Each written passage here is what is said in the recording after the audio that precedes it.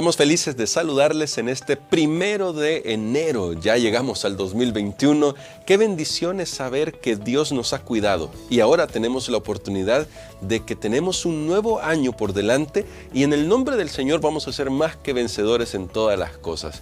Hemos aprendido mucho durante esta semana, especialmente porque el tema central de toda la semana era cuánto nos puede perder el no reconocer nuestra dependencia de Dios. Es decir, qué crisis de identidad se llegan a tener cuando no reconocemos que somos hijos de Dios. Ahora, no quiero decir que no reconozcamos de palabras, porque ya lo vimos en parte del estudio de esta semana. A veces podemos creer que sí, somos el pueblo de Dios y sin embargo estar haciendo cosas que demuestran lo contrario. Así que en el breve resumen que hoy vamos a hacer, este día viernes ya, vamos a pedirle al Señor que nos ayude a descubrir cómo aplicar los principios que hemos aprendido durante toda la semana para que hoy podamos aprenderlos a vivir de tal manera que no nos pase lo mismo que le pasó al pueblo de Israel. Vamos a orar y le invito por favor que me acompañe haciendo esta oración. Padre Santo y bueno, tú eres el Rey de Gloria, tú eres el Santo de Israel. Y hemos aprendido mucho esta semana, pero hoy queremos suplicarte que nos ayudes a aplicar estas lecciones a nuestra vida. Hay mucho, oh Dios eterno, que necesitamos todavía aprender nosotros. El pueblo de Israel tuvo que aprender sus lecciones de manera muy dura. A veces ni siquiera las aprendió. Pero hoy queremos rogarte que a nosotros nos ayudes a tener un entendimiento claro. Pero también, oh Dios, reconocemos nuestras flaquezas, por eso te ponemos toda nuestra vida en tus manos. En Jesús. Amén. Quiero comenzar este resumen leyendo una cita de una de mis escritoras favoritas, Elena de White, y ella dice algo que es impresionante respecto al tema que hemos estudiado, hablando de Isaías capítulo 1. En el comentario bíblico adventista se registra este escrito que ella publicó y dice así: el que pretendía ser el pueblo de Dios se había separado del Eterno. Recuerde que fue un tema que tratamos durante la semana, la separación. El día domingo hablamos de eso, de cómo nos separamos de Dios y cómo el pueblo de Israel se separó de Dios. Y había perdido, debido a su separación, su sabiduría y pervertido su entendimiento. No podía ver muy de lejos, pues se olvidó de que había sido limpiado de sus antiguos pecados. Se movía inquieta e inseguramente en la oscuridad, procurando borrar de su mente el recuerdo de la libertad, la seguridad y la felicidad que antes habían tenido. Se hundieron en toda clase de locuras insolentes y temerarias, se opusieron a las providencias de Dios y ahondaron la culpa que ya pesaba sobre ellos. Escucharon las acusaciones de Satanás contra el carácter divino y representaron a Dios como desprovisto de misericordia y perdón. ¡Qué tremenda cita! Y me llama mucho la atención por lo que hemos estudiado durante esta semana. Es decir, el libro de Isaías trata de poner de relieve cuál es el verdadero carácter de Dios. Y ya desde el capítulo 1 y el capítulo 5 que analizamos brevemente durante estos días pasados, hemos visto en acción el carácter de Dios.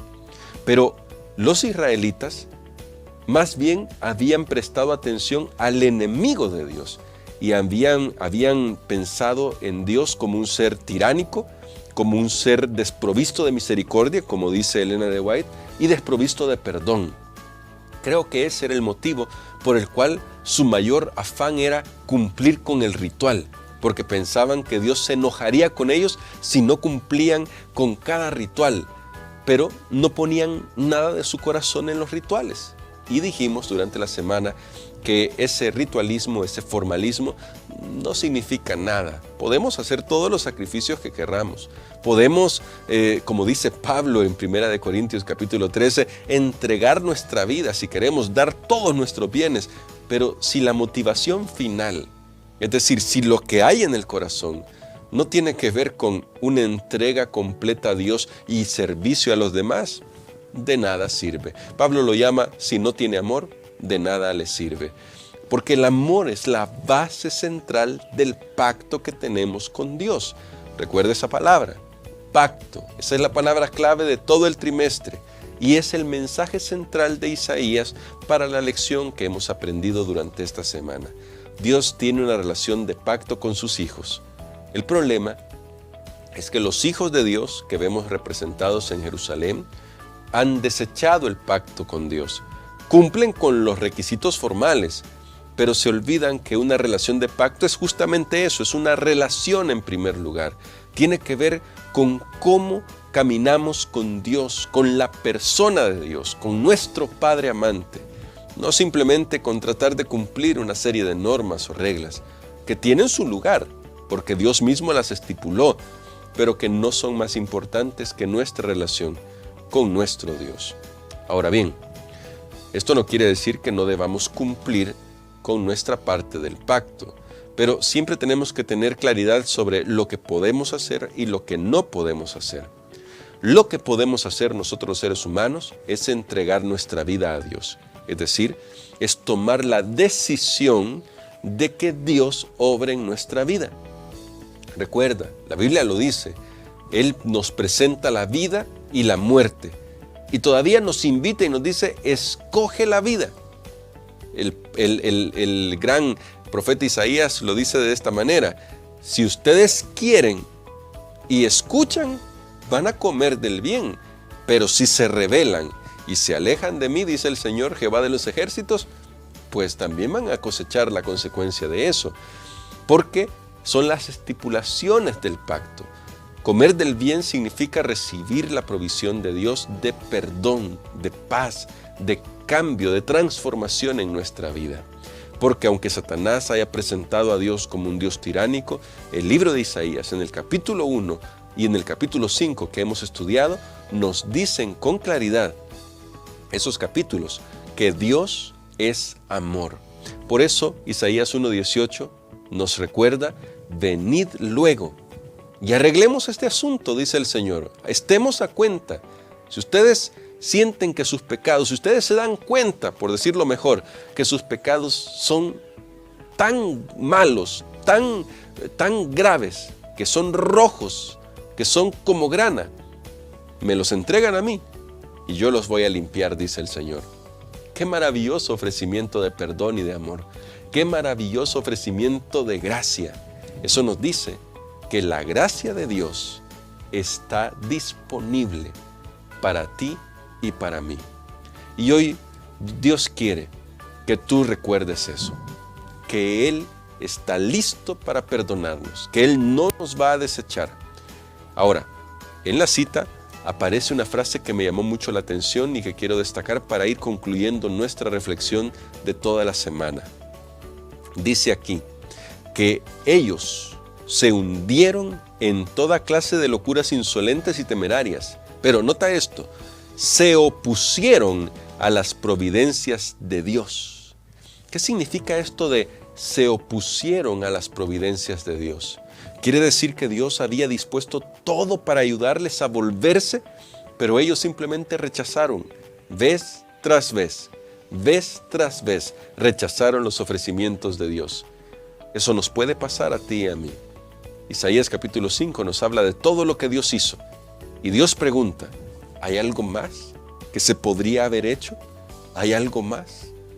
Recuerda que esa misma pregunta se nos traslada a nosotros, solo que ahora nosotros no tenemos que ir a ver la viña, aunque claro, esa es un gran ejemplo, es una gran ilustración, pero tenemos que ir a ver a la cruz del Calvario.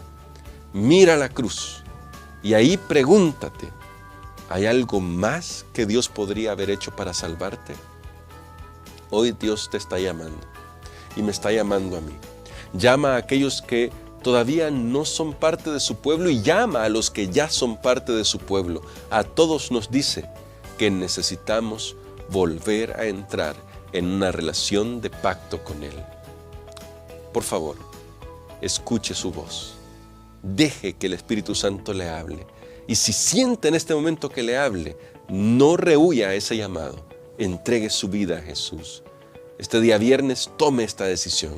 Y mañana sábado, acérquese a una iglesia adventista del séptimo día que con mucho gusto se le presentará el mensaje de salvación que Dios tiene para usted y para mí.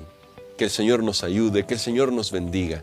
en aprender a escuchar su voz y en reconocer que si queremos de verdad tener la identidad de hijos de Dios, necesitamos volvernos a Jehová, entregarnos a Él. Vamos a orar para que nuestra vida sea escondida en Cristo Jesús. Bondadoso Padre, hoy venimos ante tu presencia para implorar que tu Espíritu Santo trabaje en nuestra vida, para implorar que por favor tú llenes nuestros corazones, transformes nuestras vidas y nos ayudes a redescubrir nuestra identidad como hijos tuyos. Es decir, a entregar por completo nuestro corazón a ti para que tú lo limpies, para que tú lo transformes. Porque en el nombre santo de Cristo Jesús lo pedimos todo. Amén.